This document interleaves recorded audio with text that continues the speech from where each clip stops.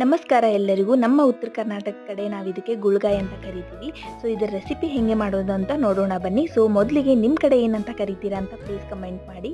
So ಮೊದಲಿಗೆ ಇದನ್ನು wash ಮಾಡಿಕೊಂಡು ಈ ಥರ ಕಟ್ ಮಾಡಿಕೊಂಡು ಒಂದು ಪ್ಯಾನ್ಗೆ ಹಾಕಿ ಒಂದು ಸ್ವಲ್ಪ ಇದಕ್ಕೆ ಎಣ್ಣೆಯನ್ನು ಹಾಕಿ ನೀಟಾಗಿ ಇದನ್ನು ಹುರಿದುಕೊಳ್ಬೇಕು. ಇದು ಈ ಥರ ಹೊತ್ತುವ ಹಾಗೆ ಹುರಿದು ಒಂದು ಪ್ಲೇಟ್ಗೆ ಹಾಕಿ ಇದನ್ನು ಎತ್ತಿಟ್ಕೋಬೇಕು. ಇವಾಗ ಅದೇ ಪ್ಯಾನ್ಗೆ ಸ್ವಲ್ಪ ಎಣ್ಣೆ ಮತ್ತು ಈರುಳ್ಳಿಯನ್ನು ಹಾಕಿ ಈರುಳ್ಳಿ ಕಲರ್ ಚೇಂಜ್ ಆಗುವವರೆಗೂ ಫ್ರೈ ಮಾಡಿಕೊಂಡು ಸ್ವಲ್ಪ ಅರಿಶಿನ ಹಾಕಿ ನೀಟಾಗಿ ಫ್ರೈ ಮಾಡ್ಕೋಬೇಕು.